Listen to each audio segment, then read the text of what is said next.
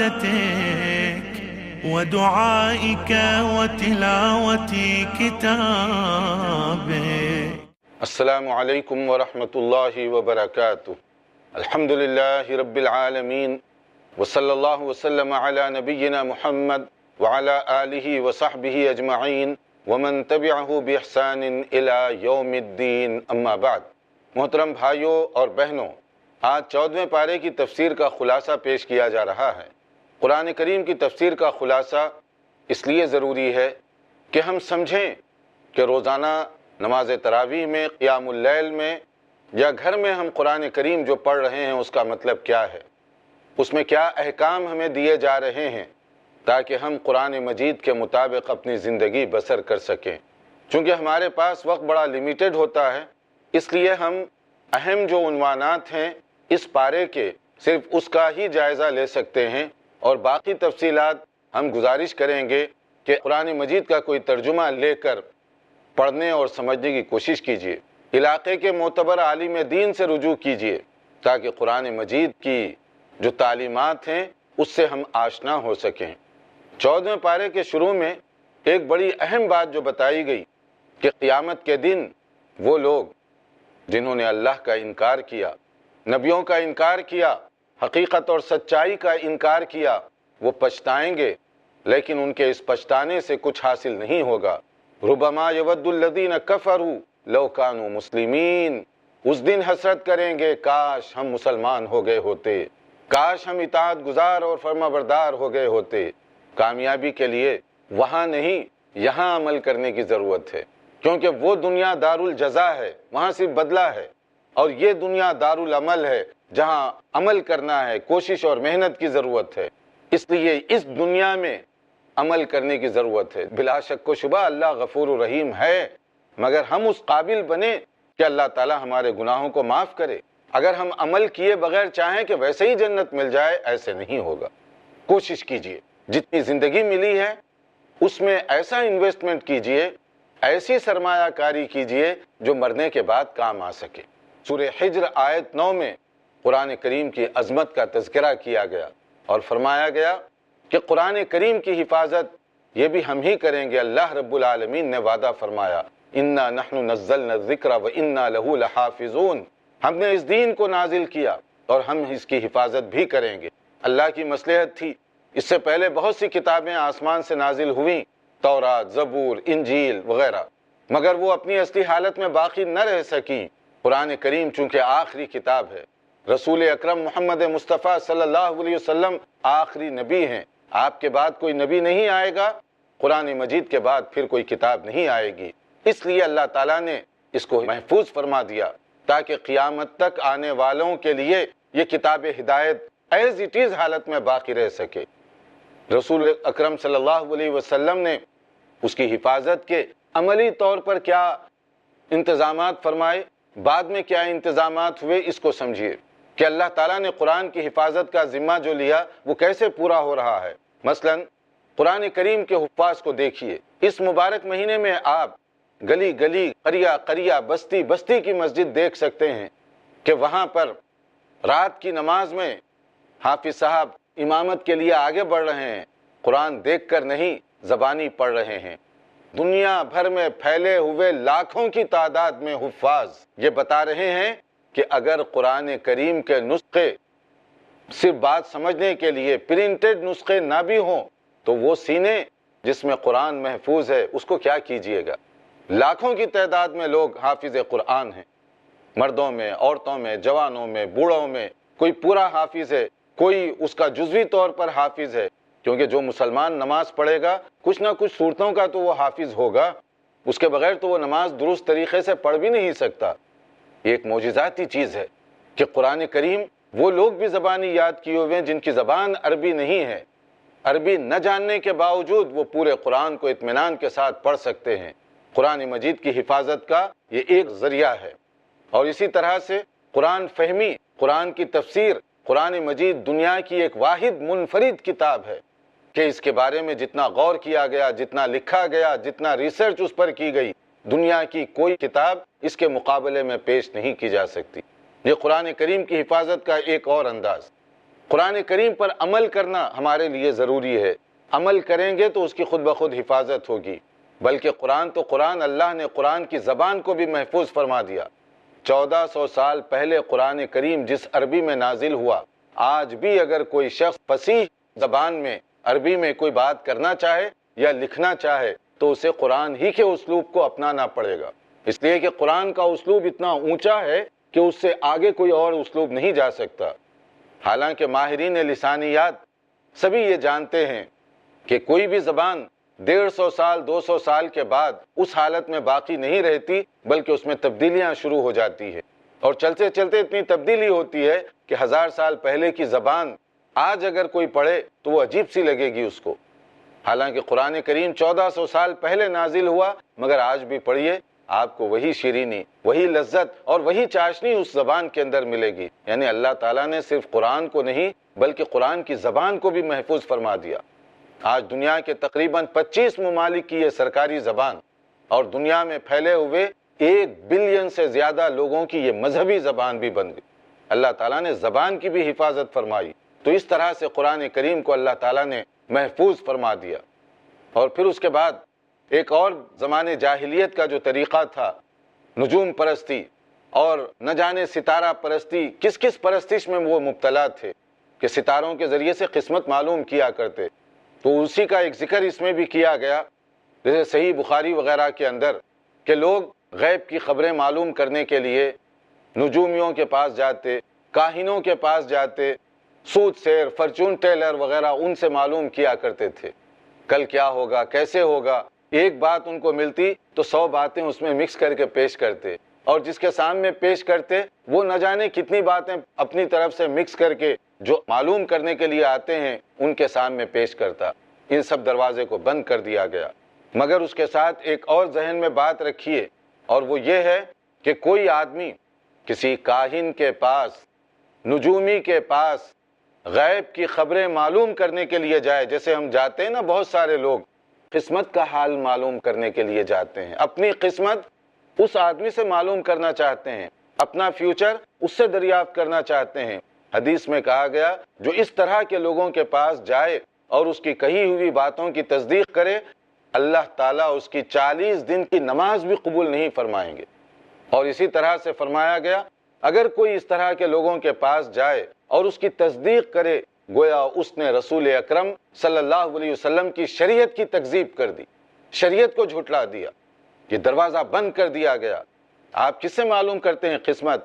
جس آدمی کو اپنی قسمت نہیں معلوم آپ کو بتائے گا. اسے یہ نہیں معلوم کہ دن میں مجھے کتنی مزدوری ملے گی. دھوپ میں فٹ پاتھ پر بیٹھا ہوا ہے، کسی پرندے کو لے کر دعویٰ کر رہا ہے کہ میں تمہاری قسمت بتا دوں گا، تمہارے گھر کے حالات بتا دوں گا، جسے اپنے گھر کے بارے میں نہیں معلوم. لوگوں کے نفسیات کے ساتھ کس طرح سے کھیلا جاتا ہے. زمانے جاہلیت میں لوگ بہک جایا کرتے تھے، مگر تعجب ہے کہ اس ترقی یافتہ دور میں بھی بہکنے والوں کی کوئی کمی نہیں ہے. ان سب چیزوں سے ایک مسلمان کو توبہ کرنا چاہیے. کوئی کسی کی قسمت نہیں بتا سکتا، کوئی کسی کے بارے میں نہیں بتا سکتا کہ کل اس کے ساتھ کیا پیش آنے والا ہے. یہ علم غیب کا مسئلہ ہے جو اللہ کے علاوہ کوئی نہیں جانتا. اور یہ شیطانی وعدہ ہے جس کا آگے بھی ذکر کیا گیا. شیطان نے کہا تھا کہ میں ہر ممکن کوشش کروں گا انسان کو راہ راست سے گمراہ کر دوں، اور وہ گمراہ کرنے کی کوشش کر رہا ہے. کیا ہم اس بات کے لیے تیار ہیں کہ شیطان کی ان کوششوں کو ختم کریں، شیطان کو ناکام بنائیں اور حق پر قائم رہیں؟ اس کے لیے ہمیں کوشش کرنی چاہیے. پھر آگے آیت 49 میں ایک بہت بڑی بشارت دی گئی، اور وہ بشارت ہمارے لیے مشعل راہ ہونی چاہیے، امید کی کرن ہے.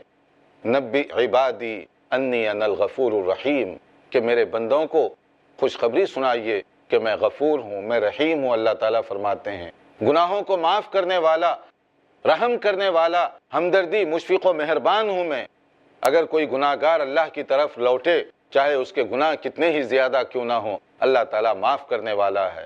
ان مبارک راتوں میں، ان مبارک دنوں میں اور ہر وقت ہمیں توبہ اور استغفار سے کام لینا چاہیے، کثرت کے ساتھ توبہ کرنی چاہیے. اللہ کا وعدہ ہے کہ تم میری طرف رجوع کرو، میں تمہارے گناہوں کو معاف کرنے کے لیے تیار ہوں. مگر کوئی آدمی اس آفر کا فائدہ نہ اٹھائے، توبہ نہ کرے، گناہوں سے آلودہ زندگی اسی طرح سے گزارتا رہے تو آیت کا دوسرا حصہ وہ بہت متنبہ کرنے والا ہے. کہا گیا وَأَنَّ عَذَابِي هُوَ الْعَذَابُ الْأَلِيمُ، یاد رکھو میرا عذاب بھی بڑا سخت اور دردناک عذاب ہوگا.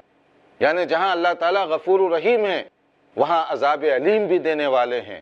ان لوگوں کے لیے غفور ہیں جو اس کی طرف رجوع کریں، توبہ کریں، اصلاح اعمال کی فکر کریں، اور ان کے لیے عذاب علیم ہے جو سستی اور غفلت میں گناہوں سے آلودہ زندگی اسی طرح سے گزارتے رہیں.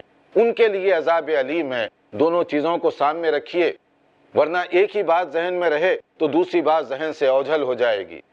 اور عبادت کے سلسلے میں ہمیں بتایا گیا کہ تم کثرت کے ساتھ عبادت کرتے رہو حتیٰ کہ موت آ جائے، جیسے سورہ ہجر کی آیت 99 جس میں کہا گیا وَعْبُدْ رَبَّكَ حَتَّى يَأْتِيَكَ الْيَقِينُ.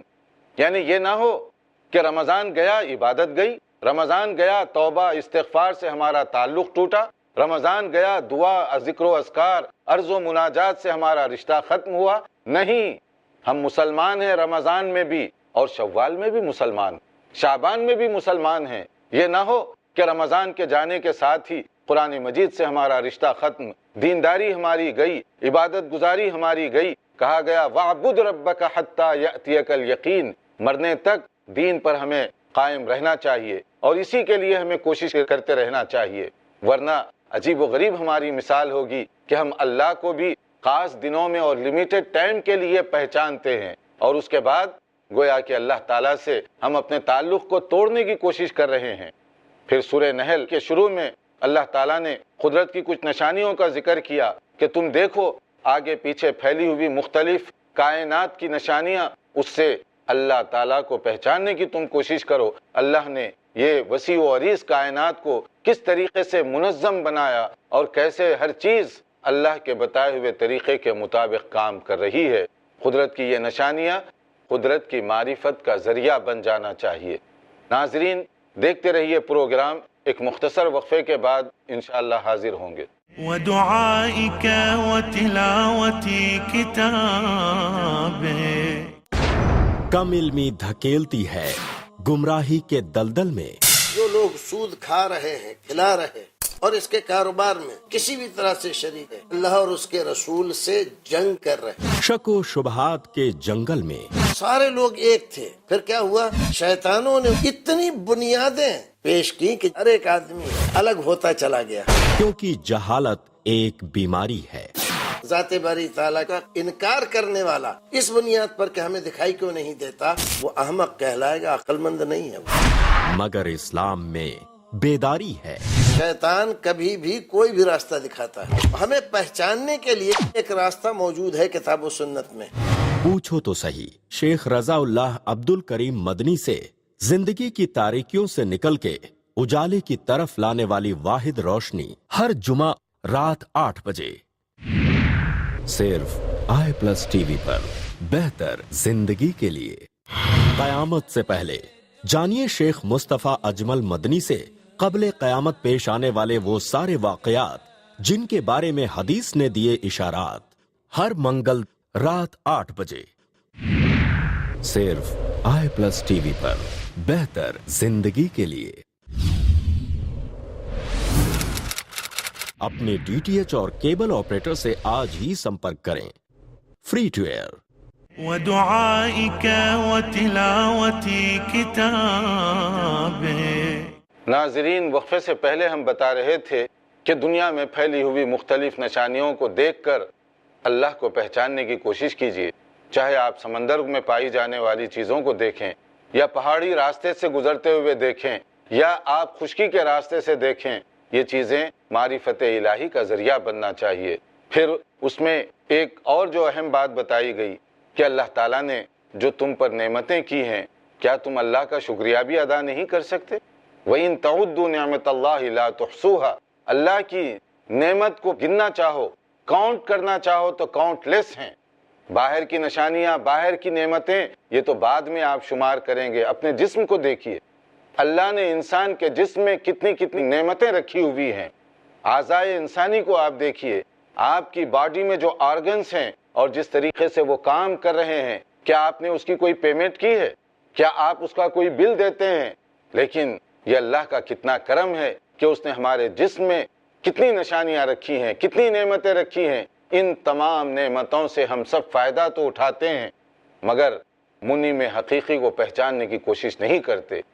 کبھی چلے جائیے کسی ہاسپٹل میں، دیکھیے وہاں پر ایک مریض کو جو کڈنی کا بیمار ہے، گردے فیل ہو گئے یا کوئی اور بیماری ہو گئی، تب آپ کو محسوس ہوگا یہ کتنی بڑی نعمت ہے. ایسی کتنی نعمتیں ہمارے جسم کے اندر ہیں، ہم ان سے فائدہ تو اٹھا رہے ہیں، مگر اللہ تعالیٰ کا شکریہ ادا کرنے کے لیے ہم تیار نہیں ہیں. پھر اس کے بعد کہا گیا کہ ہر صورت میں تمہیں اللہ کی عبادت اور بندگی کرنی چاہیے، اور اللہ کی عبادت اور بندگی یہ ہمارے لیے ضروری ہے، یہ راہ نجات ہے. اگر تم اللہ کی عبادت نہ کرو تو پھر ادھر ادھر تمہیں بھٹکنا ہوگا، اور ادھر ادھر تم بھٹکو گے تو راہ راست تم گمراہ ہو جاؤ گے، اور وہ تمہیں کوئی فائدہ یا نقصان نہیں پہنچا سکتے. کتنا ہے نادان انسان کہ اللہ کو جو خالق کائنات اور اللہ تعالیٰ جو رب العالمین ہے اس کو چھوڑ کر کبھی ان کا سہارا لے رہا ہے، کبھی ان کی بندگی کر رہا ہے، کبھی ان کے آگے اپنا سر جھکا رہا ہے. جبکہ کہا گیا والذین یدعون من دون اللہ لا یخلقون شیئا وهم یخلقون، جو لوگ اللہ کو چھوڑ کر دوسروں کی بندگی کرتے ہیں وہ تمہیں کوئی فائدہ نہیں دے سکتے، وہ خود پیدا کیے گئے ہیں. اور اس کے بعد وقت پورا ہوا وہ دنیا سے چلے گئے. اموات غیر احیاء، اب وہ مر چکے ہیں، اب وہ زندہ نہیں ہیں. وما یشعرون ایان یبعثون، انہیں یہ بھی نہیں معلوم کہ اب ان کو کب اٹھایا جانے والا ہے. پھر ایک اور جو بات بتائی گئی کہ اللہ تعالیٰ نے مختلف اوقات میں جو انبیاء کرام کو مبعوث فرمایا، ان کا کام کیا تھا؟ اللہ کے دین کی طرف لوگوں کو بلائیں. وما ارسلنا من قبلک الا رجالا نوحی الیہم، اللہ تعالیٰ نے ہر قوم اور علاقے کے لوگوں میں انہی میں سے ایک کو رسول بنا کر بھیجا. رسول کوئی ادھر ادھر سے نہیں آتے تھے، انہی لوگوں میں سے ان کا تعلق ہوتا تھا، ان کا خاندان، ان کا نسب، ان کی نسل انہی کے ساتھ تھی. جیسے خود رسول اکرم صلی اللہ علیہ وسلم آپ قبیلہ قریش کے فرد تھے، قبیلہ قریش میں بھی بنو ہاشم سے آپ کا تعلق تھا. اور ہم جانتے ہیں آپ کے دادا کا نام، جانتے ہیں چچا کا نام، جانتے ہیں آپ کے والد محترم کا نام، جانتے ہیں آپ کی والدہ محترمہ کا نام. تو یہ کیا ہے؟ آپ کا بھی قبیلہ تھا، آپ کا بھی خاندان تھا، مگر اللہ تعالیٰ نے آپ کو نبوت سے سرفراز فرمایا، آپ پر وہی آتی رہی. ایسے ہی انبیاء کرام کا بھی تعلق ہوتا ہے. پھر اس کے بعد ایک معاشرتی ایک مسئلہ بیان کیا گیا آیت 58 میں 58. ہماری گزارش ہے اپنے معززین سے کہ آپ اس آیت کو اپنے گھروں میں بیٹھ کر خواتین کے ساتھ پڑھنے اور سمجھنے کی کوشش کیجیے، گھر کے افراد کے ساتھ پڑھنے اور سمجھنے کی کوشش کیجیے. کیا قرآن کریم کی جو آیت ہم سن رہے ہیں اس پر ہمارا عمل ہے؟ زمانے جاہلیت میں یہ ہوتا تھا کہ کسی کے ہاں لڑکی پیدا ہونے کی خبر دی جاتی، چہرہ اس کا سیاہ پڑ جاتا. افسوسناک خبر، ماتم، غم کی خبر کہ میرے گھر بچی پیدا ہو گئی. اور اس کے سامنے دو آپشن ہوتے، یا تو وہ اس بیٹی کو زمین کھود کر زندہ دفن کر دیتا، یا نہیں ذلت اور ناگواری کے ساتھ مصیبت سمجھ کر اس کی پرورش کرتا. اسی کا ذکر کیا گیا. یہ زمانے جاہلیت کا انداز تھا. وَإِذَا بُشِّرَ أَحَدُهُمْ بِالْأُنْثَى ظَلَّ وَجْهُهُ مُسْوَدًّا وَهُوَ كَظِيمٌ، کہ جب کبھی لڑکی کی خوشخبری دی جاتی تو اس کے چہرہ سیاہ پڑ جاتا کہ یہ کیا منحوس خبر سنا دی گئی. يَتَوَارَى مِنَ الْقَوْمِ مِنْ سُوءِ مَا بُشِّرَ بِهِ، قوم سے چھپنے لگتا جیسے کہ جرم کر دیا ہو. بیٹی پیدا ہو گئی، میں پھر کیا منہ لے کر جاؤں لوگوں کے سامنے؟ اَيُمْسِكُهُ عَلَى هُونٍ أَمْ يَدُسُّهُ فِي التُّرَابِ، کہ کیا اس کو مٹی میں دفن کر دوں؟ اور کچھ لوگ کرتے بھی تھے. جیسے قرآن میں ایک اور جگہ کہا گیا وَإِذَا الْمَوْءُودَةُ سُئِلَتْ بِأَيِّ ذَنبٍ قُتِلَتْ، قیامت کے دن ان زمین میں زندہ دفن کی جانے والی بیٹیوں سے پوچھا جائے گا کہ بتاؤ تمہیں کس جرم کے عوض تمہارے باپ نے زندہ دفن کیا تھا. یہ اللہ کا فیصلہ ہے جو احکم الحاکمین ہے. وہ جانتا ہے کس کے لیے بیٹے زیادہ ہیں بہتر، کس کے لیے بیٹیاں اور کس کے لیے دونوں. تم کون ہوتے ہو جو اس طرح اللہ تعالیٰ کے فیصلے کو ناگواری اور ناراضگی کا اظہار کرو، اس پر ابجیکشن کرو. یہ زمانے جاہلیت کا انداز تھا. اسلام نے اس کو باطل قرار دیا. بیٹی کی پیدائش باعث رحمت قرار دی گئی. بیٹی جنت میں لے جانے کا ذریعہ بنا دی گئی کہ کسی کے ہاں اگر 3 بیٹیاں ہوں اور وہ ان کی صحیح تعلیم و تربیت کرے تو جنت میں وہ چلا جائے گا۔ کسی نے پوچھا اے اللہ کے نبی صلی اللہ علیہ وسلم، اگر کسی کے ہاں 2 بیٹیاں ہوں تو کیا اس کے لیے بھی یہ انعام ہو سکتا ہے؟ آپ نے فرمایا ہاں، گویا قیامت کے دن وہ کامیاب ہونے والوں میں شامل کیا جائے گا۔ بیٹی کا مقام کیا تھا اور اسلام نے کہاں سے کہاں اس کا اونچا مقام کر دیا۔ یہ تو اسلامی شریعت ہے، مگر ہمیں ذرا رک کر یہاں غور کرنا چاہیے۔ جب حافظ صاحب قرآن کریم کی یہ آیت تلاوت کر رہے تھے، آیت 58 سورہ نحل، کیا ہم اس پر عمل کرتے ہیں؟ کیا یہ حقیقت نہیں ہے کہ آج بھی ہماری سوسائٹی میں کتنے ایسے گھرانے ہیں جہاں لڑکی کی پیدائش پر وہ اپنی بیویوں کو تک طلاق دے دیے، بیویوں سے اپنے تعلقات منقطع کر لیے کہ پہلی بھی بیٹی، دوسری بھی بیٹی، تیسری بھی بیٹی؟ یہ کیا منحوس عورت ہے؟ یعنی آپ نے سمجھا کہ بیٹی کی پیدائش نحوست کی علامت ہے؟ آپ نے سمجھا کہ بیٹی کی علامت یہ بیوی کے قصور کا نتیجہ ہے؟ آپ نے سمجھا کہ بیٹی شاید مجھے ڈبانے کے لیے آئی ہے؟ پھر کہاں ہے ہمارا ایمان قرآن مجید پر؟ یہ تو زمانے جاہلیت کے بدو اور گنوار لوگ اس طرح سے سمجھا کرتے تھے۔ اگر آج کے مہذب دور میں، سویلائز دور میں بھی ہمارا یہی تصور رہا تو اس کا مطلب ہے قرآن کریم کا نور ہمارے دلوں میں داخل نہیں ہو سکا۔ نبی صلی اللہ علیہ وسلم کی ہدایتوں کا ہم نے کوئی فائدہ نہیں اٹھایا۔ وہ بیٹی جو ہمارے لیے جنت کا ذریعہ بننے والی ہے، آپ اس کو منحوس سمجھ رہے ہیں، آپ اس کے ساتھ دوسرے انداز کا سلوک کر رہے ہیں۔ اس کے لیے ہمیں اثر نو اپنا جائزہ لینا چاہیے۔ پھر شہد کے بارے میں، ہنی کے بارے میں ایک بات بتائی گئی آیت 69 کے اندر، سورہ نحل، یعنی ہنی بی، شہد کی جو مکھی ہے اس کے حوالے سے بھی کچھ باتیں، اور شہد کے بارے میں بھی۔ تم پہچانو تو صحیح قدرت کو، اللہ تعالیٰ نے کس مخلوق سے کیا کام لیا ہے اور کیسے کام کر رہی ہیں اللہ کی مختلف مخلوقات۔ ان میں سے ہنی بی ہے، دیکھنے میں چھوٹی سی مکھی ہے، پھولوں کا جوس لے رہی ہے اور وہ اس کے بعد ایک ایسا شہد تیار کر رہی ہے جو انسان کے لیے نہایت شفا بخش ہے۔ فیہ شفاء للناس، جس میں کہا گیا کہ لوگوں کے لیے اللہ تعالیٰ نے اس میں شفا رکھی ہے، بیماریوں سے اور مختلف جو پرابلمس ہیں، جسمانی جلدی بیماریاں یا اور اندرونی بیماریاں، اس کے علاج کا ایک بہترین ذریعہ۔ تو آپ نے دیکھا ہوگا کہ شہد کا استعمال بہت خاص طریقے سے کیا جاتا ہے۔ تو اللہ تعالیٰ نے کس طریقے سے یہ شہد میں برکت رکھی۔ دوسری طرف شہد کی مکھی، تیسری طرف شہد کی مکھی کا چھتا، یہ ساری چیزیں دیکھیے آپ، قدرت کو پہچانیے۔ چھوٹی سی مکھی کیسے وہ شہد کا چھتا بناتی ہے، کتنا مضبوط چھتا، اور کس طریقے سے مضبوط، اور پھر اس کے اندر کیسے محفوظ حالت میں شہد رہتا ہے۔ تو یہ ساری چیزیں قدرت کو پہچاننے کا ایک بڑا ذریعہ ہونا چاہیے۔ پھر قرآن کریم کی ایک بڑی اہم آیت جو آیت 90 ہے، جس کو عموماً جمعہ کے موقعوں پر پڑھا جاتا ہے، یہ ایسی آیت ہے اگر اس کو بار بار دہرایا جائے یا جمعہ کے موقعوں پر تذکیر کے طور پر، ریمائنڈر کے طور پر لوگوں کے سامنے پڑھا جائے، تو اس لیے اس کو پڑھا جاتا ہے تاکہ لوگ قرآن کریم کا جو پیغام ہے اس سے واقف ہو سکیں۔ تو یہ کیا ہے؟ ان اللہ یأمر بالعدل والاحسان وایتاء ذی القربى وینہی عن الفحشاء والمنکر والبغی یعظکم لعلکم تذکرون، کہ اللہ تعالیٰ کچھ چیزوں کا حکم دے رہے ہیں اور کچھ چیزوں سے منع کر رہے ہیں۔ حکم کس بات کا دیا گیا؟ عدل کا، انصاف کا، چاہے وہ کوئی بھی ہو، عدل و انصاف سے کام لینا چاہیے۔